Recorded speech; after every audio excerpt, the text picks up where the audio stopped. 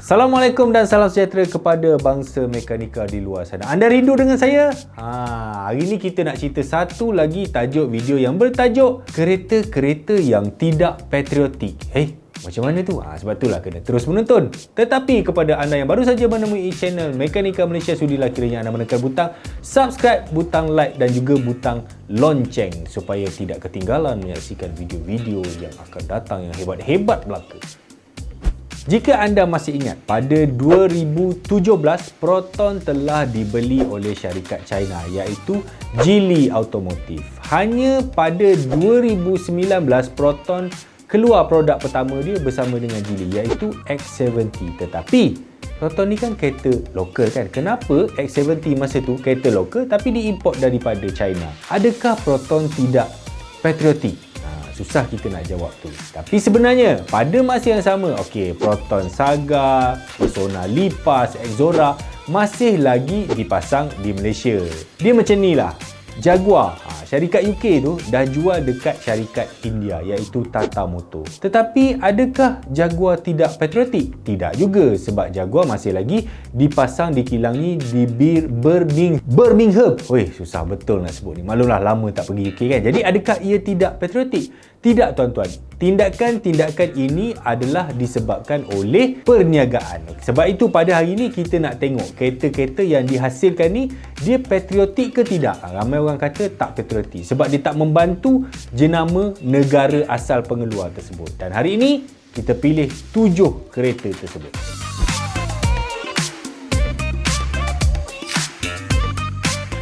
Itu dia, Toyota Tundra. Betul, kita tak dapat tengok kereta ini selain daripada di Amerika Syarikat. Ini merupakan truk gergasi terbesar Toyota. Kalau kita rasa Hilux tu dah besar, sebenarnya Tundra ni lagi besar. Ini merupakan truk pertama Toyota yang dipasangkan di Amerika. Dan kalau anda nak tahu, local content untuk truk Tundra ni lebih banyak daripada produk Amerika sendiri, lebih banyak daripada Ford F-150. Dan kalau anda nak tahu juga, truk Tundra ni bukan didesain di Jepun pun. Dia didesain di Michigan dan dia dipasang di kilang di Indiana dan juga Texas.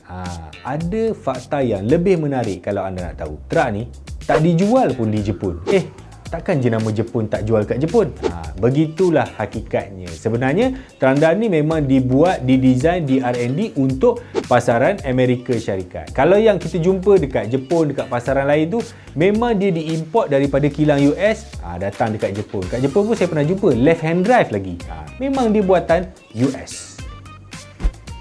Itu dia, kita pusing ke Jerman, iaitu model Audi Q7 dan juga Q8, SUV mewah daripada Jerman. Jerman tak pasang kat Jerman ke? Tidak tuan-tuan. Audi Q7 dipasang di kilang di Slovakia, di Bratislava. Apa nama dia, sedap betul. Juga dipasang di mana tuan-tuan? Q7 ni dipasang juga di Aurangabad, India. Made in India. Betul juga tuan-tuan. Dekat mana lagi dia pasang? Dia pasang dekat Kaluga, Rusia. Banyak tempat tapi dia tak pasang dekat Jerman. Dan model terbaru Audi Q8 tu pun tidak dipasang di Jerman. Dia dipasang di Slovakia. Nampak? Tak penting pun pasang kat negara sendiri. Asal kereta tu bagus, kereta tu laku. Senarai ketiga kita, Mercedes GLB. Pertama kali saya tengok kereta ni, saya rasa dia ni macam BRV je. Sebenarnya BRV yang versi mewah, versi Mercedes. Tinggalkan yang tu. Pertama kali Mercedes GLB ni dipertontonkan di USA pada 2019. Ia juga merupakan produk Mercedes pertama SUV compact atau MPV compact lah, 3-row daripada Mercedes.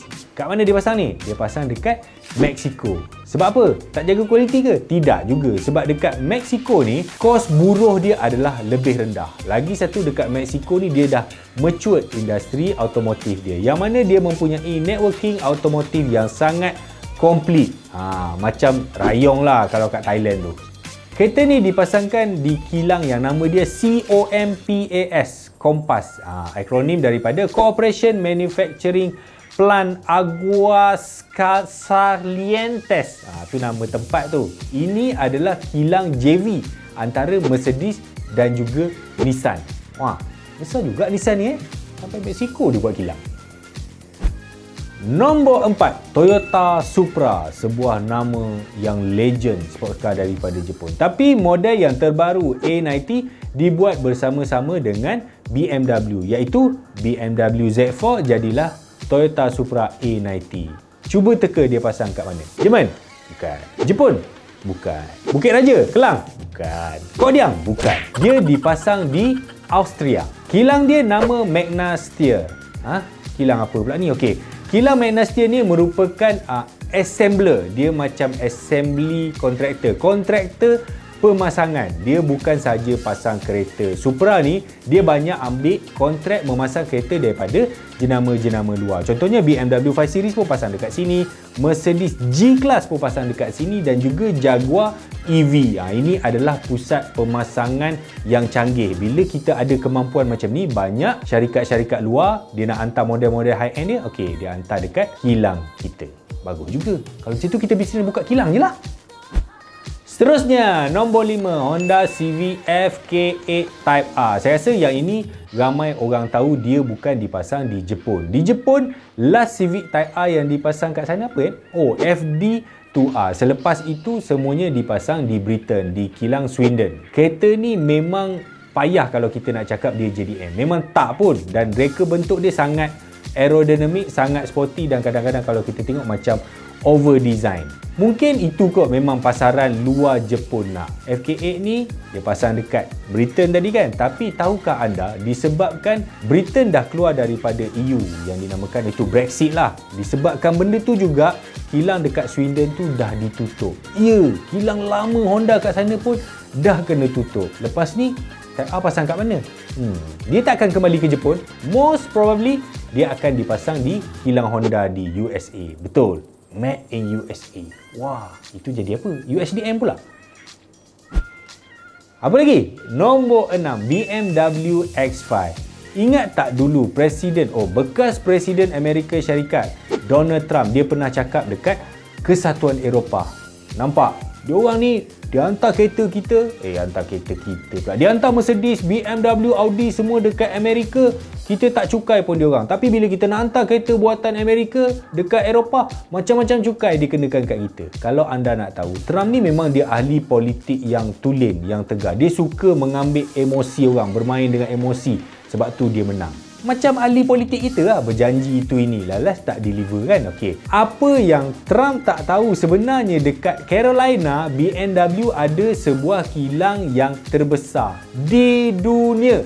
Ya, kilang di Spartanburg tu memang kilang BMW yang paling besar, yang mana mampu mengeksport sehingga 70% kapasiti pengeluaran dia, termasuklah juga X5. Kalau kita pergi dekat Jerman, Autobahn kan, memang kita akan nampak banyak BMW X5 dekat sana. Tapi dia pasang kat mana? Pasang kat US. Dan kalau anda nak tahu, model PHEV dipasang kat Malaysia juga. Ya, X5 pasang kat Malaysia.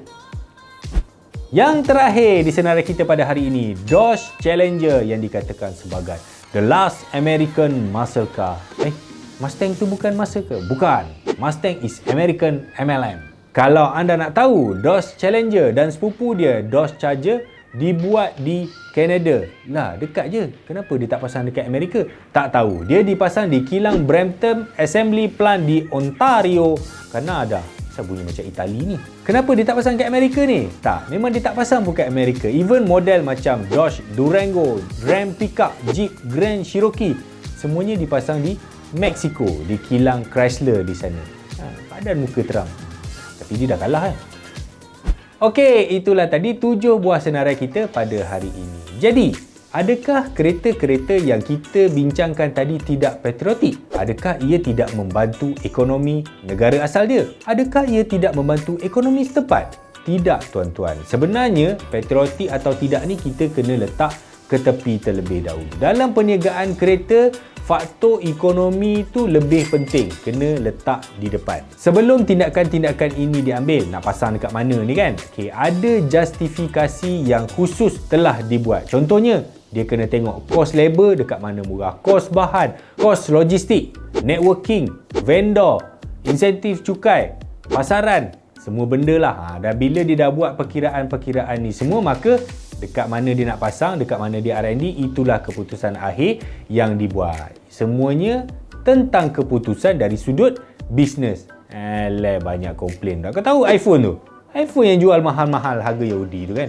Made in China je pun. Okey, itulah tadi sekian saja video kita pada hari ini. Kepada anda yang baru saja menonton, baru saja menemui channel Mekanika Malaysia Sudirah, kiranya anda menekan butang subscribe, butang like dan juga butang lonceng. Weh, bulan puasa ni lemau.